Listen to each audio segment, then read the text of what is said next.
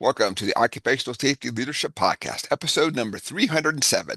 And I brought back Janel Penaflor. Janelle, did I say that correctly? Okay, good, good, good. So last time we really got started talking, I had a lot more to talk about. And I think I'd like to kind of start off with AI prompts. And so as I was telling you before that we got started, I did a little experiment, and of course I wish I kept notes on what I actually typed in for a phrase, but I thought, what if I type in the same phrase and all the free ones that I could find out there? And I understand that maybe you don't get all the features, of course, it's because it's free. You're not paying for it. Mhm. Some of them were pretty darn close, but some of them were wildly different. Mhm. So could you kind of peel back the onion on why that is out there? Oh, of course, of course. Hmm. So tool uses what they call a language learning model or an LLM. And that LLM is built by that business based on where it's going to pull its information from. So much of it is coming from the internet, absolutely. We kind of chatted last time about if you asked it what is the answer to the universe and everything, it's going to give you the Guardian, Hmm. Hmm. the Hitchhiker's Guide to the Galaxy answer of 42. Hmm. But as they evolve, it's based on what information that they have in their library to go and reference. So not all of them have the same library. Not all of them have the same level of use. So they're not getting all of that additional information. So if you think about, for example, Microsoft has Copilot. And Copilot is only going to have inside its learning language model the library of things that have been submitted into Copilot, and then it can go out beyond that and look at the World Wide Web, etc. But it's limited to the information inside its LLM. The same thing with Anthropic, the same thing with OpenAI, etc. And the machine learning is happening where the actual product is saying, okay, based on the information that I have, this is the best answer that I can give you based on the information that I'm pulling from or what from what I'm finding. If you want me to think deeper, so some of them have like think deeper or take a deep breath and really think on this or give me a more in-depth answer, then it starts opening up into, okay, now I'm going to go onto the World Wide Web and I'm going to search, and then you'll start seeing where it gives you kind of references where it says, I found this from Mad Magazine, or I found this from the National Geographic from 1910 or whatever. So Hmm. that's why you really also want to double check your facts as you're getting them back. Because as you mentioned, sometimes you'll get a wildly different answer. You'll also find that even the most pristinely concise prompt that you put in there, if you start to nudge it a bit in one direction or another direction, it'll do great for a while. And then somewhere in the middle, it goes off the rails and it'll give you something completely off script. And you're just looking at it like, where did that come from? And it Hmm. kind of reached the limits of the learning model, and you have to bring it back and reset, or you've made it too complex. So you have to bite size it out. So there's kind of a science to how you get the machine to learn with you and how do you get it to pull the right information from the right sources. So you will definitely get primarily close to the same answers, but every now and again you'll get something that's a little Wild West. Hmm. Hmm. Hmm. Hmm. So what we're doing right now today, and I Mhm. go ahead, when I wrap it up and I post it, how does it know? Well, I guess if somebody asked, it then knows because it'll go out and search, right? Mhm. Okay, It okay. depends on how you frame it up. Hmm. So every every platform has its algorithms. Every platform has its way of grabbing information and seeing what's hot and what's not, if you will. What are the keywords? What are the hashtags? What are the SEO background details Hmm. that are pushing your information to where you're trying to get it to go? So if you don't have the right framing around what you're trying to promote or what you're trying to say, Hmm. then it's going to bring it into backroom conversations where some of the words hit, but it doesn't really lean into the topic that you're trying to discuss. So when you do your hashtags or when you do your SEO optimization, and this is what they do like on web pages and even on LinkedIn, etc., there's an algorithm and it's Mhm. trying to say if you look up David and he's about safety, then it's going to put your name, David Ayers, synonymously with safety. And then anybody that looks up safety in podcast or whatever, it's gonna bring your name forward. If you just look up David and safety, then we're going to get every single David that ever had anything to do with safety because we just kind of threw it out there as a big wide net. Right, So right, the more specific that you get, the better your results will be. But also, if I haven't put the right hashtags in and I didn't put safety, but I put neuroscience, I'm not going to populate as quickly inside what you're searching for as you might be. right. So you had mentioned hashtags. Would a hashtag help my search? The hashtag is what you put on the content that is being put out there. You're Oh, got it. already Okay. set. So it's the hashtag is basically the keyword of what people may be looking for. It's going to Ah, okay. Gotcha. those searches. So um that's why like on some platforms they limit you to 5 because they don't want you to like put a laundry list of hashtags on there. I know that YouTube will let you put like a whole you could write War and Peace and hashtags on your YouTube video to populate, but um I would say the more concise and the more specific, like find your niche and the more specific that you are, the better your results will be when you're trying to search through. But also you'll be able to hit your target audience instead of just anybody that's looking up a wide range of things. Right. So let's say that we do a podcast on lockout, tag out, and confined space. So Mhm. in the description, would it help if I put a hashtag and said lockout, tag out, and confined space? Yes. Yeah, you Okay. could do Lodo, hashtag lockout tag out, Hmm. hashtag confined space. You would Hmm. also put like safety confined space or something like that. So the more Hmm. that you try to hit the algorithm, the more Hmm. frequently you're going to come up in a search result. Okay. Good. I will Okay. say that most of the machine learning models now, they aren't so reliant on hashtags anymore. They're reliant on, did you give a good description? Was it something that described, or did you just like smash it full of hashtags? They want you to actually define, like, what are you talking about? Are you training about lockout tagout? Are you giving risks of lockout tagout? Are you preventative maintenance of lockout tagout? Like, what are those things that you're discussing? And if you put that into the description, then you may find you get better results in the search. Gotcha. Okay. So what I have been doing is I've been going back, I've been doing the episode, of course, and then I've been playing around and mostly on Copilot, having to do I think I called it a Mhm. summarize this podcast, and then I've been putting that in under the description in there. So, and of course, we're talking from my own self-survey, benefit here is that I'm trying to get the word out so people don't do the same dumb things that I did, so hopefully somebody can find these episodes better. So I'm just Mhm. trying to think like, gosh, if I put in like maybe hashtags or other things, would that help others find it and Yes. listen and maybe from be- benefit from my pain of doing a couple of dumb things as I went along. Okay, Yeah. good, good. I would even start with a hook. The biggest landing thing in any search engine is the hook. Hmm. What's going to grab them, what's going to keep them. So you want to have something that perks their interest because if you just have the same old, and this is lockout tagout, there's probably millions of this is lockout tagout videos or podcasts or any kind of communications about that. Right. So you want to make it memorable. You want to kind of play with that neuroscience in your head, right? What is it that makes you listen? What is it that makes you remember? So if you think back, we are conditioned by advertising and things that we're exposed to, right? So if you Hmm. think back to, if I say have a Coke and you're probably Smile. going to finish that sentence, right? Where's, where's the, because this is all stuff that you've been basically programmed through commercial, etc. So you want to have those same kind of hooks, those same kind of nuances inside what it is that you're putting on your podcast so that you grab their attention and you get them to take a closer look. Okay. Okay.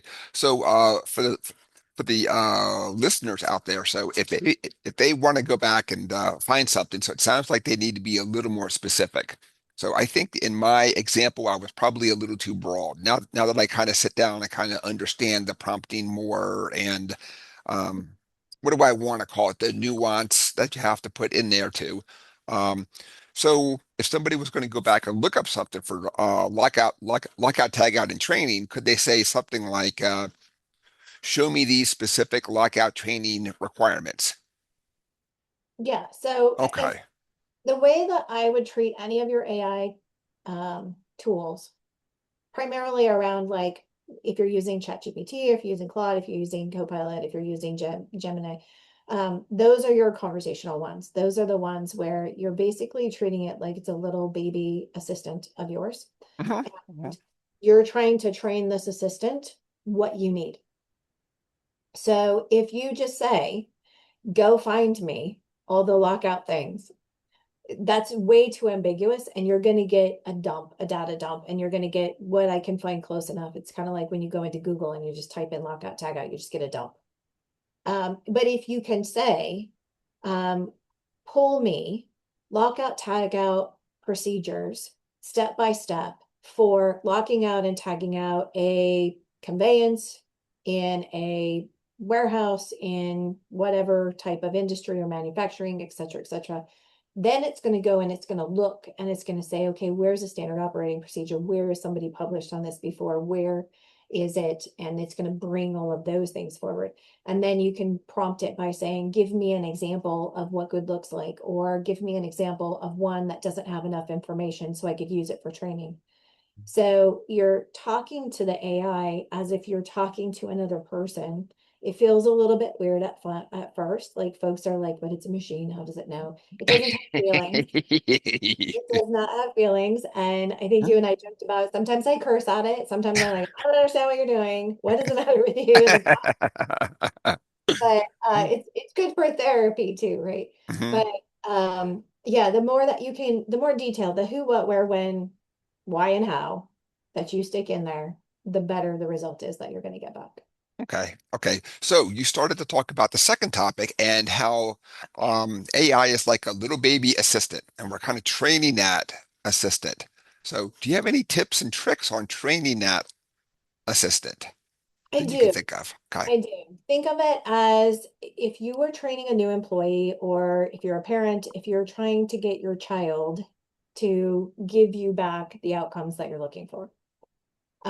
Dependent on the tool that you use, that child is going to behave differently, that employee is going to behave differently. And so you need to understand the tool first and how it understands your direction. For example, if I was to go into Copilot and I was to say, here is an incident investigation description, and I need the conditions and work practices for this, and I need you to give me a 5 why for those, and I need actions for them. Copilot is going to give me a list of conditions, then a list of work practices. It's going to smush them all together. It's going to give me 1 5 why, and then it's going to give me actions to do about that 1 5 why. If I don't say, I need you to take this incident description, find all contributing factors, break those contributing factors into two groups, conditions or work practices, and for each one, give me a breakout of a 5 why with an action. It's going to lump everything together because that's the fastest way for it to give you a result. Right, right, right. So if I took that same description and I put it over in ChatGPT, and I had been working with ChatGPT a while, and it knew that I wanted it broken out like that because I've given it that prompt in the past, Ah, okay. it's automatically going to give it to me the way that I asked for it Mhm. because it's learned my behavior and it's learning from me as I'm building my language model with it. Right. Okay. Okay. So Yeah. it actually sounds like I set myself back by doing a bunch of experiments because I haven't trained the AI. I was purposely giving it trying to get the same topic with different prompts. So I might have taken mine and regressed it in age. So it's not a small child. It could be like a baby now, toddler. So yeah. There's certain excuse me. Mhm, There's certain AI models that will remember your conversations and be able to go into your previous conversations and pull that stuff forward. mhm, mhm, There are other models that don't. There are models that say, I'm happy to do that for a small fee on a monthly basis. mm, So it just depends on what level of interaction that you're having with it, how often you're going to use it. I think you and I mentioned before the call, I use mine, I would say 50 or 60 times a day. It's mhm, nonstop. That's my whole life basically lives inside the AI universe that I've built, but mhm, I've been building it for 5 years. So mhm. right now it's like a well-oiled machine, if you will. It knows exactly what I want. It has my brand colors. It knows exactly what I need. And when I say, hey, go back into a previous conversation and tell me what we did here, it'll pull that. And like you and I were chatting earlier, I've made myself an entire Wikipedia, if you will, of facts of everything that I've done over the last 5 years, because I'm not going to remember past this morning, let alone. Yeah, So I can go into my little Wikipedia type thing and look up my past stuff and say, hey, tell me where all this stuff is. Where did we leave off?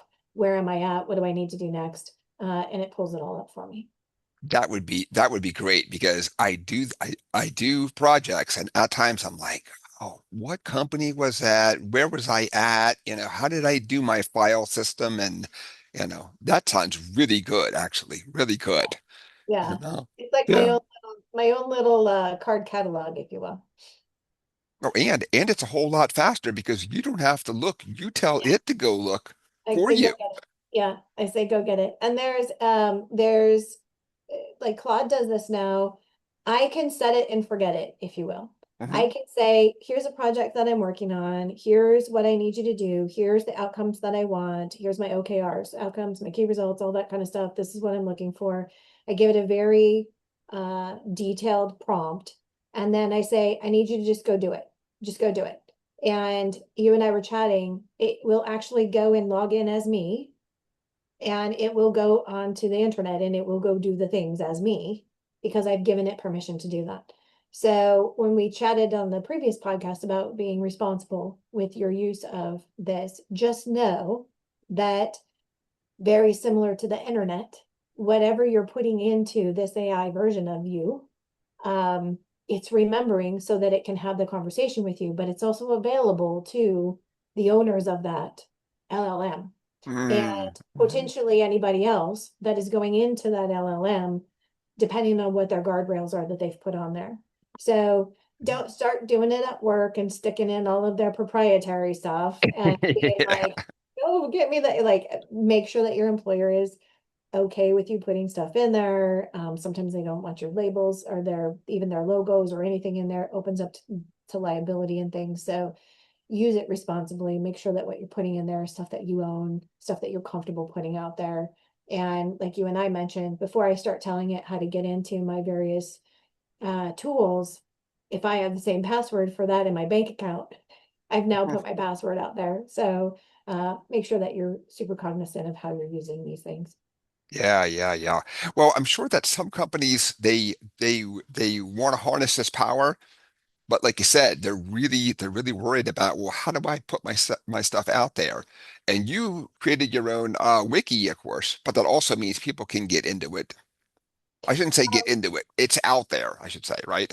So the way that I built it is it has a backend biometric. So Hmm. nobody can get into it unless they have my link. Hmm. So my all of my stuff is protected by biometrics. So you have to have my footprint, my fingerprint, or my retina to Uh-huh. be able to get into any of my stuff. But that's because that's what I pay additional for, is to lock down all of my things. Hmm. You and I chatted, Amazon uses Anthropic and they have a ton of their AWS stuff. Anthropic lives in AWS, etc. And so they have a ton of their information that's all proprietary and trademarked and all that kind of thing. And so there are ways to put locks and guardrails on it. You just have to know when you need to put a lock and a guardrail on it. Don't just go in there with the assumption that it's Hmm. protected until you've done the research and got yourself protected. Right, right, right. I just kind of assumed it was like the internet. Anything I put out there is literally always there. So whether it's good, bad, indifferent, just like any photos I post, it's out there, so. Yeah, yeah. Well, I would say it's still in their language model. What I would say is that similar to the internet, there's controlled access to certain things. Mhm. You have to have password protections, you have to have whatever. It's gated. So you have gated areas inside of the model that you're using. But don't, like I said, don't just start dumping a bunch of information in there until you know how the information is controlled and managed. Because it could be something that's available to other people. If it's not, if you're on the free version and you just dump a bunch of stuff in there, that's pretty much game on, right? It's open to Right, any. right. Well, the free thing, it has to get a hook in you somehow, so it's probably going to give you like a lot of awesome things to a point, and then they know, well, now that I really got you going, now you have to then pay for the rest of the Mhm. service. So, Yeah, and the more evolved that you become, you're going to want to refine it, to your point, to one specific tool that's doing what you need it to do. mhm. So I have 5 different tools that I use consistently and regularly, but they do 5 totally different things for me. And they work together. Like I can have my Claude go into these other tools, if they're not gated, and work with that tool on the back end. Like I can get API keys and things like that to get them to talk to each other. Mhm. So, for example, I've made 9 different apps to use with my business, and I use a Claude API tool key on the back end of it, so that when you go in and you do the app, it taps into Claude and pulls the information forward from my stuff. That's gated. It doesn't put your information, like your personal information, doesn't go into my stuff. Mhm. Mhm. But it pulls my information forward so that it's available for you to see. Wow, very cool. That is really neat. So it goes against my principle right now of trying to make my life super simple. So when you said 5 separate ones, I was like, oh no. But I guess if it can talk to the others and it can, do all that stuff, I guess it's probably still pretty simple then. So, I would say that because I have 5 different things running at all times, and this is possibly why it becomes controversial, I don't have to have 10 employees because I'm able to do the work of 10 people mhm, mhm. with just my AIs that are running in the background. Wow, I could definitely see that being a cost savings for Yeah, and companies. it's also efficiency.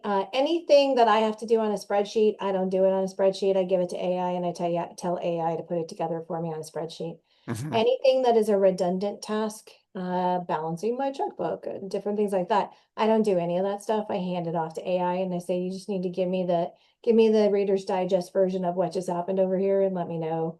And then I have my accountant check it, right? So Mhm. it's any task that is, in my view, redundant or super time consuming, that I should be able to just hand it off. Mhm.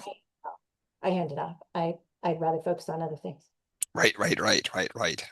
Well, all of us have those admin tasks that we know that we have to do and get done. It doesn't help us to be productive, but we Mhm. we also know that it has to be done because that's just part of work Yeah, too. exactly. So, Yeah. well, we have had a great talk, and again, I barely got through anything I really wanted to talk about. So, as a last parting goodbye to the folks for just a couple of days, could you I mean, not ask, could you tell them if you had to give like some prompting advice? What kind of prompting advice would you say? Because I'm sure folks are going to hear this and start thinking like, now I can try prompting. Absolutely. You know. Absolutely.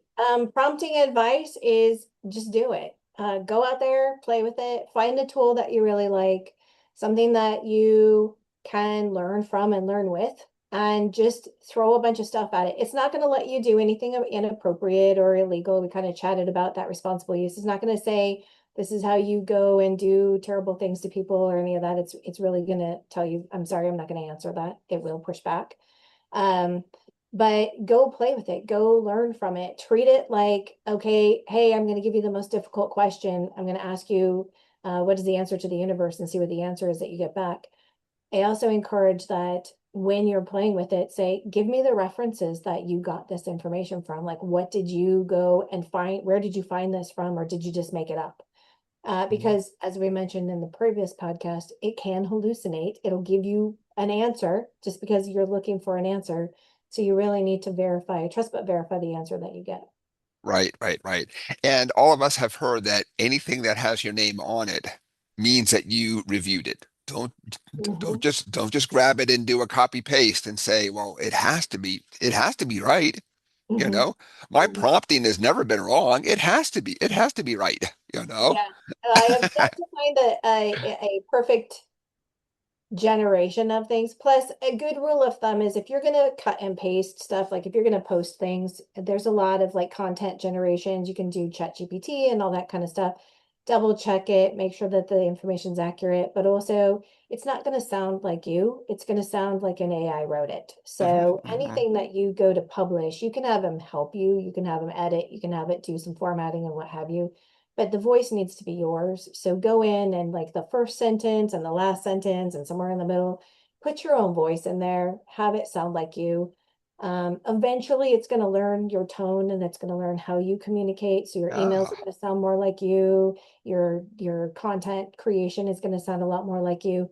But it takes a long time of working with it to get it familiar with your nuances, the way that you talk, the way that you um, research and the different languages that you speak depending on your audience. It mhm. takes to build that out. Okay, okay. So let's go ahead and call it good. But before that we do, tell folks how that they can find you out there and get more, of course, on this whole thing. And of course, we keep just scratching the surface of this whole thing. So yeah, so Janelle Penaflor, I'm on LinkedIn. You can look me up on Safety Sense, SENSE Inc.com is my website. I'm kind of all over the place. I have a YouTube channel. I have a podcast coming up. It's going to be launching soon, and we're going to invite Dave Awesome. on called Kill Switch. And yeah, if you just Google me, I'm kind of all over the place, really. Mhm. Awesome. Very good. And with that, let's go ahead there and call it good. I want to thank everybody for joining me today. My name is Dr. David Ayers. Thank you and have a safe day.